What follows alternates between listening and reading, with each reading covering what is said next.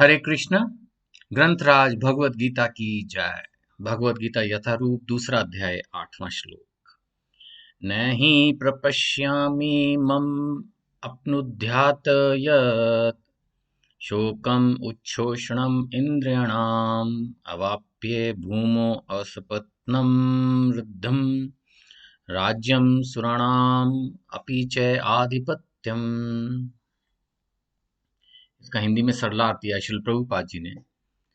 अर्जुन कह रहे हैं मुझे ऐसा कोई साधन नहीं दिखता जो मेरी इंद्रियों को सुखाने वाले इस शोक को दूर कर सके। स्वर्ग पर देवताओं के आधिपत्य की तरह इस धन धान्य संपन्न सारी पृथ्वी पर निष्कंटक राज्य प्राप्त करके भी मैं इस शोक को दूर नहीं कर सकूंगा। निष्कंटक राज्य का मतलब कोई अपोजिशन नहीं, पूरी पृथ्वी पर मैं राजा हूं, नो अपोजिशन, नो कंपटीशन, बिल्कुल एक्सक्लूसिव एंजॉयमेंट पूरी धरती पर। तब भी अब एक चीज है जो कि मतलब किसी को भी कंफ्यूज कर सकती है, इट्स नॉट अबाउट मी, कि अरे पिछले श्लोक में अर्जुन जी ने कहा कि भगवान मुझे उपदेश दें, तो उसको वेट तो करना चाहिए था।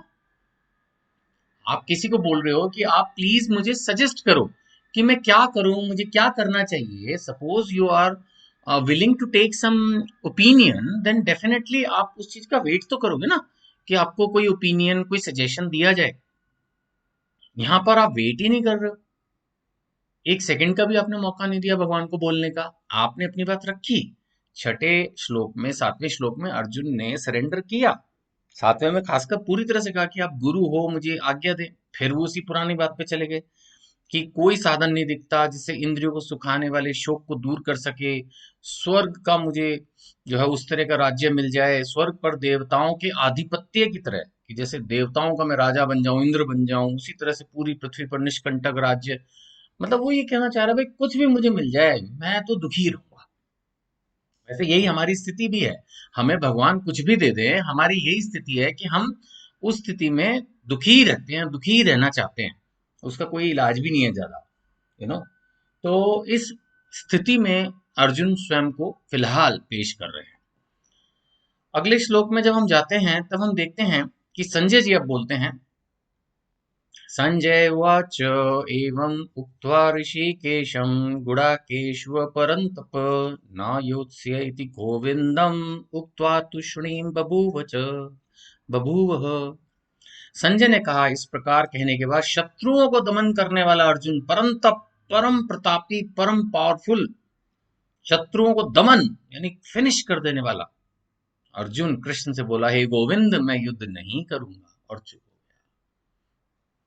अब आप देखिए कि हमारी भी यही स्थिति है करीब करीब, कि हम भगवान को सरेंडर करते भी हैं। देखिए ये 7वां श्लोक ना भगवत गीता की बिल्कुल शुरुआत में है, बस अब भगवान लेक्चर देना शुरू करने वाले हैं। और हमारी स्थिति ना करीब करीब यही है कि ना हम भगवान पर सरेंडर करते हुए भी अपना डिसीजन ले लेते हैं। एक्चुअली होना क्या चाहिए कि जो डिसीजन भगवान हमारे लिए लें, जो डिसीजन साधु हमारे लिए लें, जो डिसीजन हमारे गुरुदेव हमारे लिए लें, शास्त्रों के सजेशन से निकल के आए, उसको हमें अपने जीवन में अपनाना है। लेकिन हम करते क्या हैं कि हम पूछते भी हैं, हम सरेंडर भी करते हैं, हम शिष्य भी बनते हैं, लेकिन अपना डिसीजन दे देते हैं।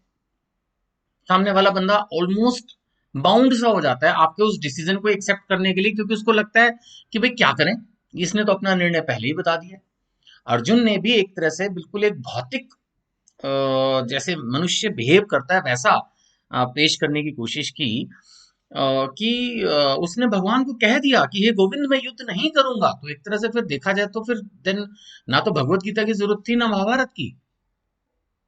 शास्त्रों के अनुसार 64 करोड़ लोग मरे थे, वो सारे बच जाते। वैसे अगर भगवान चाहते कि भाई ठीक है अब इसने तो युद्ध करना नहीं, चलो जी, और उसने पहले ही बोल दिया था मैं तो भीख मांगने के लिए तैयार हूँ, आत्महत्या के लिए तैयार था, हर चीज के लिए तैयार था, तो एक अर्जुन ही मरता सिर्फ। शायद उसके भाई भी फिर हिम्मत छोड़ देते कि भाई मेन वॉरियर तो बैकआउट ही कर रहा है, वो उसके सपोर्ट में शायद बाहर आ जाते, हार जाते, वापस जंगल चले जाते, बात खत्म हो जाती, ना कोई महाभारत होती ना कोई गीता होती। अर्जुन जी को ड्यू रिगार्ड ये नहीं कहना चाहिए था कि मैं युद्ध नहीं करूंगा। शायद मैं इसको इस दृष्टि से समझ रहा हूं अपने लिए कि क्या हम भी ऐसी ही गलती करते हैं कि किसी वयोवृद्ध व्यक्ति से, किसी सम्मानित व्यक्ति से, किसी बड़े व्यक्ति से, समझदार व्यक्ति से, इंटेलेक्चुअल व्यक्ति से जब कुछ समझने जाते हैं तो समझने की बजाय क्या हम अपनी ही बात कह देते हैं, हम अपने ही डिसीजन, अपना ही निर्णय, अपने मन की जो खुराफात है वही रिवील कर देते हैं, सामने वाले को बोलने का मौका ही नहीं देते। अगर आप देखें तो छठे श्लोक में, सातवें श्लोक में अर्जुन ने बहुत अच्छे ढंग से सरेंडर किया, लेकिन सात आठवें में फिर वही अपनी पुरानी कहानी लौटाकर नवे में तो उसने डिस्क्लोज ही कर दिया, डिक्लेयर ही कर दिया कि मैं युद्ध नहीं करूंगा। अब नेचुरली जब इस तरह की बात होगी तो भगवान को भी हंसी आएगी, बिकॉज भगवान तो त्रिकालदर्शी हैं, उनको मालूम है ये बोल रहा मैं युद्ध नहीं करूंगा लेकिन अभी युद्ध करेगा, थोड़ी देर बाद ही करेगा, थोड़ा समझाना पड़ेगा। तो भगवान को नेचुरली हंसी आएगी। नहीं, एक बच्चा अगर कोई हरकत कर रहा है और हमें पता है कि वो किस तरह से बिहेव करेगा, भगवान आगे जाके बोलते हैं कि भाई तेरा क्षत्रिय का स्वभाव है, वो स्वभाव ही तुझसे युद्ध करवाएगा, और चीजें तो बाकी छोड़ दे, तू मेरी आज्ञा को तो छोड़ भी दे, तेरे अंदर क्षत्रियों का स्वभाव है। कोई तेरे को भी आके एक चैलेंज कर देगा ढंग से और तू फटाक से अभी लड़ना शुरू कर देगा। तो आगे चल के गीता में ये बातें भी आएंगी। तो भगवान इस बात पर हंस रहे हैं कि देखो ये कैसे बच्चों की तरह बिहेव कर रहा है। अभी 2 मिनट पहले बोल रहा था कि मैं सरेंडर कर रहा हूँ, और अब अपना ही डिसीजन बता रहा है कि मेरे को युद्ध नहीं करना है ना। तो हे भरतवंशी धृतराष्ट्र, उस समय दोनों सेनाओं के मध्य, ये कौन बोल रहा है, ये हमारा पिछले जो श्लोक से चल रहे हैं, संजय वाच्य चल रहा है।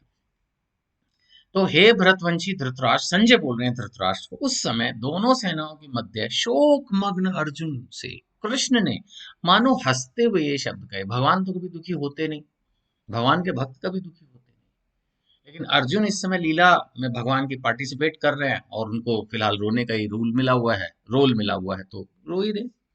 नहीं, देखा जाए तो भगवान और भगवान के भक्त तो लीला ही करते हैं सिर्फ, वो तो अर्जुन तो भगवान के नित्य पार्षद है। मैं बार बार इस चीज को जो है आप लोगों के समक्ष रखता ही रहा हूँ, जितना मेरी समझ है उसके अनुसार।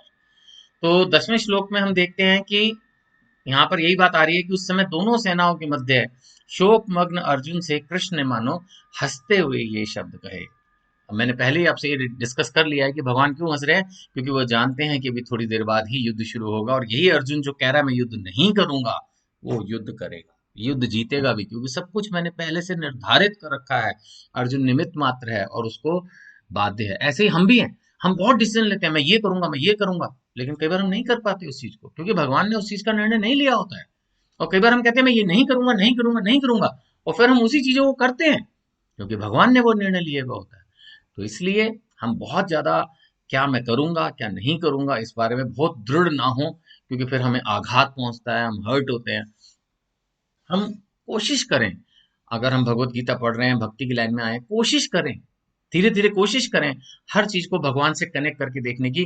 कोई भी चीज कर रहे हैं, कहीं जा रहे हैं, तो ये जरूर मन में रखें, एटलीस्ट मन में रखें, बोले या ना बोले, कि हाँ भगवान की इच्छा होगी तो मैं वहां जाऊंगा, भगवान की इच्छा होगी तो मैं उससे मिलूंगा, भगवान की इच्छा होगी तो मैं ये कर पाऊंगा। जो भी है उसको हम कहीं ना कहीं भगवान की इच्छा से कनेक्ट करके देखें। तो उससे क्या होता है, जब कोई चीज हो जाती है तो हम बहुत अत्यधिक हर्षित नहीं होते।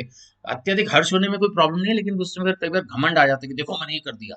लेकिन जब हम ये देखते हैं कि जो कुछ हो रहा है भगवान की कृपा से या भगवान की कनेक्टिविटी से हो रहा है, तब हम इतने हर्षित, इतने घमंडी नहीं बनते। अगर कुछ बहुत अच्छा हो जाए और खराब हो जाता है तब भी हम बहुत दुखी नहीं होते, डिप्रेशन में नहीं चले जाते, क्योंकि हम ये सोचते हैं कि यार ये भगवान ने ही किया है, जैसा वो चाह रहे थे, शायद जैसा उनकी इच्छा थी वैसा हो गया। है ना? तो चलिए अगले श्लोक से, 11वें श्लोक से जो है, अब श्री भगवान उवाचा। मैं ये तो नहीं कह रहा कि भगवत गीता अब शुरू होगी, लेकिन हाँ, जैसे एक प्रॉपर भगवान लेक्चर देना शुरू करते हैं, भगवान गीता बोलना शुरू करते हैं, वो फिर दूसरे अध्याय के 11वें श्लोक से। हरे कृष्ण।